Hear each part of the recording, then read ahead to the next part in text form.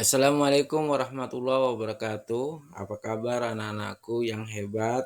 Mudah-mudahan pada kesempatan ini anak-anakku dalam kondisi sehat walafiat sehingga bisa melakukan aktivitas dengan baik terutama belajar. Ketemu lagi dengan Bapak Dwi Timur Rahmadi, yaitu guru pendidikan agama Islam dan Budi Pekerti SMP Negeri 14 Bengkulu Selatan. Baiklah anak-anakku sekalian, pada kesempatan ini kita akan membahas tentang hakikat sholat dan zikir. Sholat adalah termasuk rukun Islam yang kedua. Yang pertama adalah menyebutkan dua kalimat syahadat, asyhadu an la ilaha illallah wa asyhadu anna muhammadar rasulullah. Kemudian baru perintah untuk mengerjakan sholat. Sholat di sini menurut bahasa berarti berdoa. Nah, kalau berdoa di sini adalah salah satu bentuk permohonan seorang hamba kepada penciptanya, seorang manusia kepada Allah Subhanahu wa taala. Sedangkan secara istilah yaitu seluruh perbuatan dan ucapan yang dimulai dengan takbiratul ihram dan diakhiri dengan salam. Itulah sholat. Jadi perbuatan dan ucapan yang diawali dengan takbir dan diakhiri dengan salam itu adalah pengertian daripada sholat menurut istilah. Anak-anakku sekalian, sholat di sini hukumnya wajib, yaitu sholat fardu. Seperti yang kita ketahui, sholat fardu di dalam Islam yaitu ada 5 waktu, yaitu ada sholat subuh, kemudian sholat zuhur, asar, maghrib, dan isya. Dan ini adalah kewajiban kita sebagai orang muslim. Itu wajib untuk mengerjakannya, baik itu perempuan maupun laki-laki. Terus selanjutnya, ketentuan pelaksanaan sholat. Yang pertama adalah ketentuannya adalah syarat wajib sholat. Yang pertama syarat wajib sholat apa? Beragama Islam. Jadi kita yang beragama Islam ini hukumnya wajib. Baik laki-laki maupun perempuan. Yang tidak Islam tidak wajib. Jadi jangan iri. Kenapa orang itu tidak mengerjakan sholat? Mungkin orang itu tidak beragama Islam. Yang kedua, berusia sudah mencapai baligh. Nah, bagaimana kita mengetahui kita mencapai baligh atau belum usia kita? Tentu di sini ada ketentuannya, ada ciri-cirinya. Kalau bagi laki-laki itu sudah mimpi basah. Kalau perempuan sudah datangnya halangan, haid, atau datang bulan. Berarti kalau itu sudah terjadi, maka anak-anak sudah mempunyai kewajiban untuk mengerjakan sholat. Terus selanjutnya, yakni berakal. Berarti di sini orang tersebut tidak mengalami gangguan jiwa, akalnya sehat. Nah, bagi orang gila ini tidak wajib. Tapi bagi kita yang akalnya bagus, yang tidak gila, ini hukumnya wajib. Jadi, yang pertama apa? Beragama Islam, sudah baligh, kemudian berakal sehat. Nah, ini sudah menjadi kewajiban kita untuk mengerjakan sholat. Kemudian syarat sah sholat. Yang pertama adalah sudah masuknya waktu sholat. Kita di sini sholat fardu ini ada 5 waktu. Tentu tidak bisa disatukan. Mentang-mentang nanti kita sempatnya pada waktu siang hari atau pada waktu sholat zuhur, kita sempatnya mengerjakan itu. Maka kita gabungkan seluruh sholat itu dari subuh sampai dengan isya. Maka tidak sah hukumnya sholat tersebut. Jadi syarat sah yang pertama adalah waktu sholat sudah sampai. Kalau waktu subuh tentu pagi hari sampai dengan terbitnya matahari itu waktu subuh. Kemudian waktu zuhur itu siang hari, waktu asar itu pada waktu sore hari, dan waktu maghrib itu pada waktu pergantian waktu antara sore dengan malam, dan isya adalah sholat malam. Terus selanjutnya, suci dalam badan, pakaian, dan tempat sholat.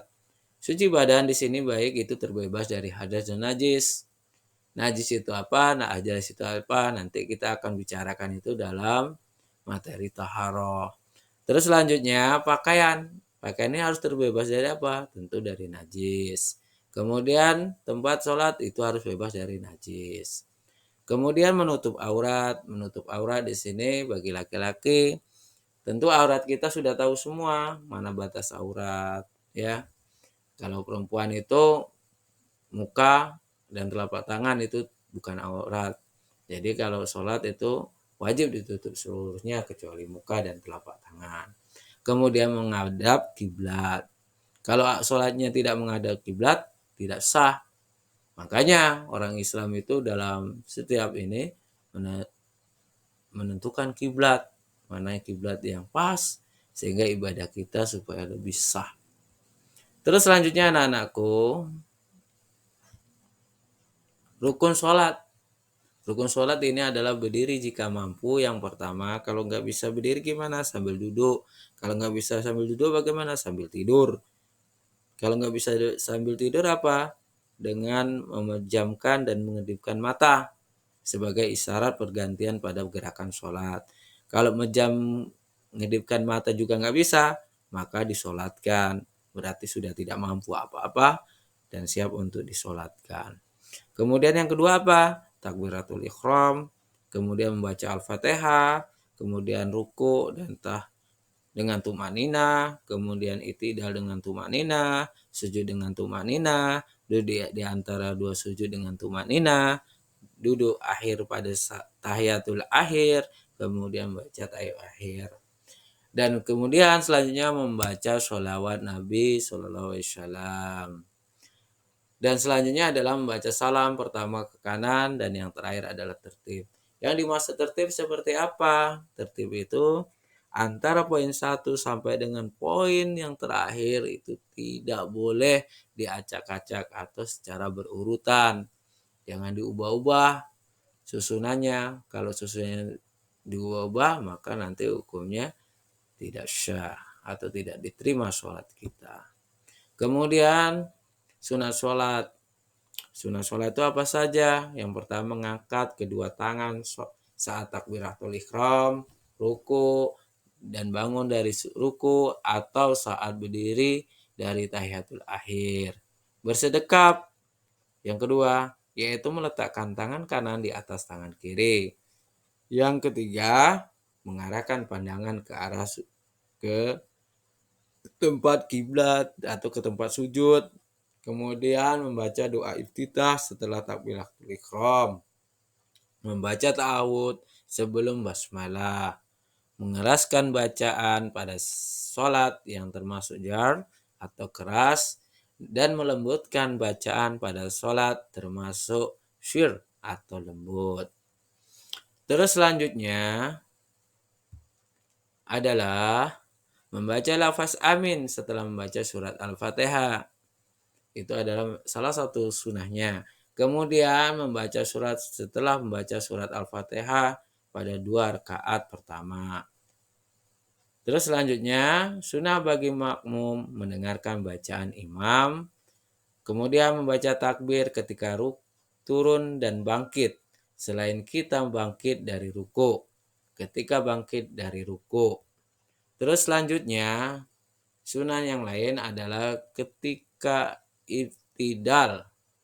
Terus selanjutnya meletakkan dua telapak tangan di atas lutut ketika ruku. Kemudian membaca tasbih ketika ruku dan sujud. Membaca doa ketika duduk di antara dua sujud. Kemudian duduk iftirash pada semua duduk dalam sholat kecuali duduk akhir. Kemudian duduk tawadu, duduk tasyahud pada saat tahiyatul akhir di akhir sholat. Kemudian membaca salam ke kiri dan ke kanan. Ini membaca salam ke kiri, ini sunnah ya. Kalau ke kanan tadi adalah rukun sah sunat. Kemudian Selanjutnya anak-anakku sekalian, hal-hal yang membatalkan sholat. Yang membatalkan sholat apa saja? Yang pertama adalah berbicara dengan sengaja. Jadi kalau kita berbicara dengan sengaja itu sudah batal sholat kita. Kemudian melakukan banyak gerakan di luar sholat. Contohnya goyang-goyang, garuk-garuk, kemudian yang lain lah, begelut kalau anak-anak sekalian. Maka itu akan membatalkan sholat kita. Kemudian berhadas saat melakukan sholat. Contohnya apa berhadas ini? Ini tentu saja hadas kecil. Contohnya anak-anak ketika sholat, maaf ini, yaitu mengeluarkan angin atau bahasa ininya yaitu kentut.